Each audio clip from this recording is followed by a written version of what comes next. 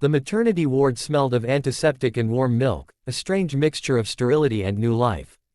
The young woman lay propped against white pillows, her body aching, her arms trembling slightly as she cradled the tiny bundle sleeping against her chest. She had imagined this moment for months, even years, believing that childbirth would mark the beginning of something gentler, something hopeful. Instead, tension filled the room like a storm cloud that refused to break.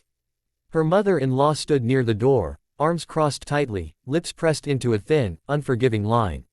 From the moment she had arrived, there had been no congratulations, no soft smile, no glance at the newborn. Only sharp words, cutting glances, and an unmistakable sense of judgment. The older woman's eyes moved around the room as if searching for faults, landing finally on the exhausted new mother with open disdain. "You shouldn't be here," the mother-in-law said coldly, her voice low but venomous. "This isn't your place anymore." The words struck harder than any physical blow. The young woman blinked, unsure she had heard correctly. She had just given birth hours earlier, her body still shaking from the ordeal, her heart overflowing with fear and love all at once. This was supposed to be a safe space. Instead, it felt like an interrogation room. "I'm recovering," she replied weakly. "This is the hospital," the doctors said. "I don't care what the doctors said," the older woman snapped. "You've embarrassed this family enough. Pack your things when you can. My son doesn't need this kind of trouble in his life." Tears welled in the young woman's eyes, but she refused to let them fall. She glanced down at her baby, inhaling the soft, powdery scent of new skin, trying to ground herself. The child stirred slightly, unaware of the conflict surrounding their first hours in the world. The door creaked open, and for a brief moment, the room fell silent. Footsteps echoed softly against the tiled floor. The mother-in-law turned, clearly irritated at the interruption, ready to assert her authority once more. But when she saw who had entered, the color drained from her face. The unexpected guest was not a doctor or a nurse, nor a distant relative come to offer polite congratulations. It was someone she never expected to see there, someone whose presence instantly shifted the balance of power in the room. Her mouth opened, but no words came out. The young woman looked up in confusion, then disbelief. Standing in the doorway was her father, a man she had not seen in years. He looked older, his hair threaded with gray, his shoulders broader than she remembered, his eyes filled with a fierce, protective warmth she had missed more than she realized. He stepped forward without hesitation, placing himself between the hospital bed and the mother-in-law. His voice was calm, but it carried a weight that silenced the room. "This ends now," he said simply. The mother-in-law tried to recover, straightening her posture. "This is a family matter," she protested weakly. He met her gaze without flinching. "Exactly. And she is my family."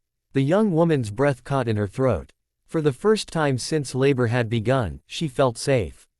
The tension that had wrapped itself around her chest loosened, just a little. "You will not speak to my daughter like that," her father continued.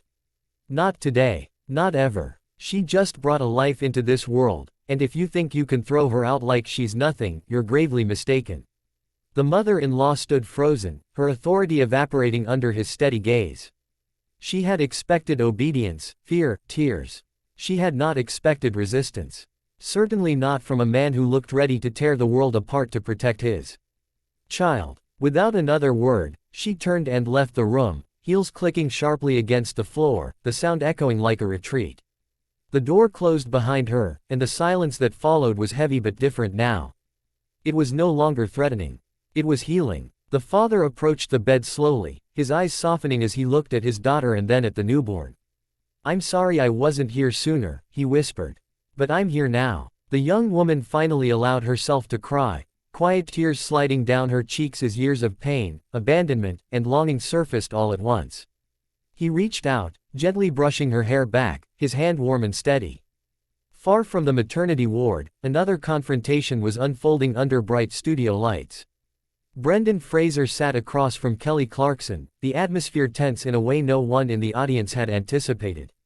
What began as a light-hearted conversation had taken an unexpected turn when a comment, perhaps careless, perhaps misunderstood, struck a nerve that ran deep.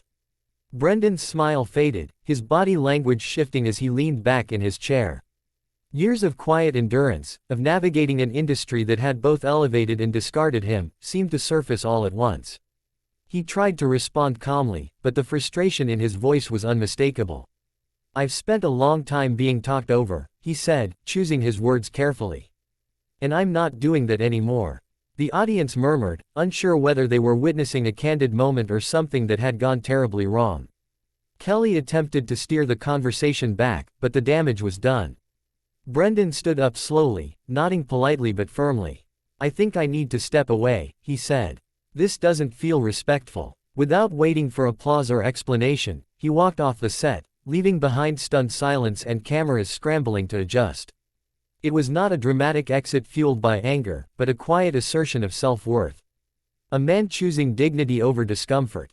Back in the hospital room, the young woman watched her father hold his grandchild for the first time, his hands surprisingly gentle for someone so strong.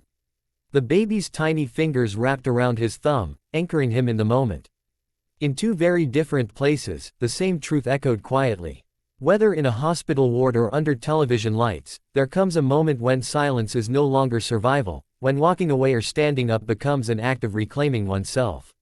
For the young mother, that moment marked the beginning of a future she would define on her own terms.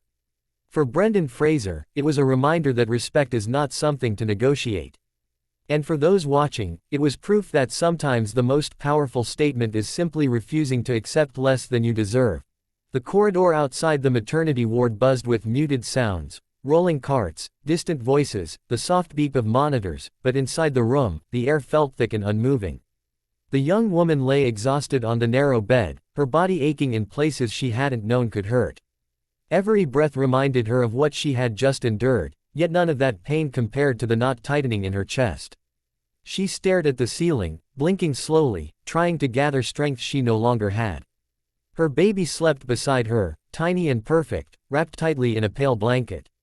This child was the reason she had held on through months of fear, whispered arguments, and sleepless nights. She had believed that once the baby arrived, everything would change. She had believed wrong. The door swung open without warning, and her mother-in-law entered like a gust of cold air. Her steps were sharp, deliberate, her eyes already filled with judgment. She didn't look at the baby. She didn't ask how the birth had gone. Instead, she went straight to the point, as if delivering a verdict. "So," she said, her voice clipped, "when are you leaving?" The young woman turned her head slowly, unsure if exhaustion was playing tricks on her mind. "Leaving," she repeated quietly. "Yes, leaving," the older woman replied. "Don't act surprised. You can't stay here forever. And don't think you're coming back to my house." The words landed heavily, one after another, crushing the fragile hope the young mother had been clinging to. Her hands tightened around the edge of the blanket. "I just gave birth," she whispered. "I can barely stand." "That's not my problem," the mother-in-law snapped. "You've caused enough trouble already. My son has responsibilities. He doesn't need more complications." The room felt suddenly smaller. The walls seemed to close and as shame and disbelief washed over the young woman. She wanted to scream, to defend herself, to remind this woman that she was human, that she was hurting, that she mattered. But her voice failed her. All she could do was look at her child and pray the baby would stay asleep, untouched by the cruelty unfolding around them. "You're rushing to the wrong station," the older woman added sharply. "Thinking this child ties you to us forever. It doesn't." Before the young woman could respond, the door opened again. Footsteps followed, slower this time, measured and confident. The mother-in-law turned, irritation flashing across her face, ready to assert control once more. But the expression drained away the moment she recognized the man standing in the doorway. He was tall, broad-shouldered, his presence filling the room without a single word spoken. His eyes moved from the mother-in-law to the bed, to the pale face of his daughter, and finally to the sleeping baby. Something hardened in his gaze. "I think you've said enough," he said calmly.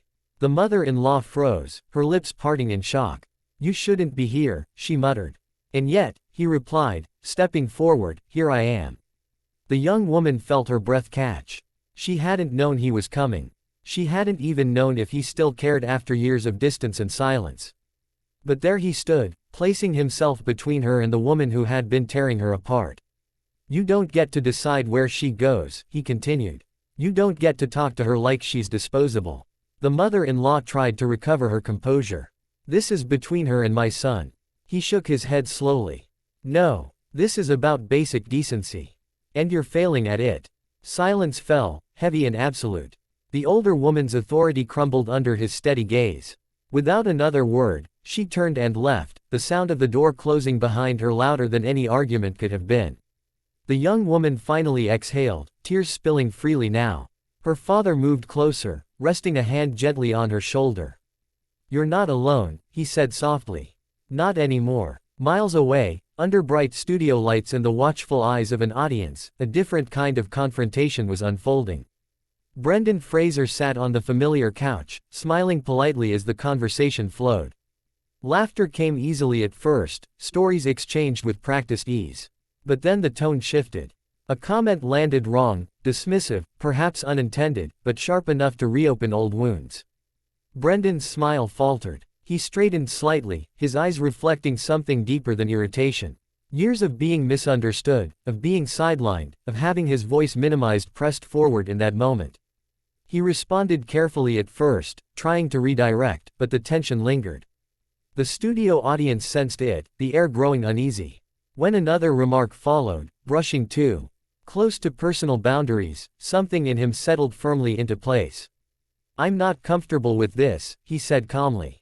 "And I think that matters." There was an awkward pause. Cameras kept rolling. Kelly Clarkson attempted to smooth things over, but Brendan shook his head gently, standing up. "I've spent too much of my life pretending things are fine when they're not," he said. "I'm done with that." He thanked the host politely, then walked off the set. No shouting, no dramatic gestures, just a quiet, resolute exit that spoke louder than any argument. Back in the hospital room, the young woman watched her father cradle his grandchild, his rough hands surprisingly tender. The baby stirred, then settled, trusting without knowing why.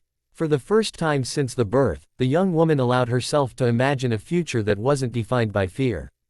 In both places, under vastly different circumstances, the same truth revealed itself. Strength doesn't always roar. Sometimes it stands still and refuses to be moved. Sometimes it walks away. And sometimes, it shows up exactly when it's needed most, changing everything without raising its voice at all.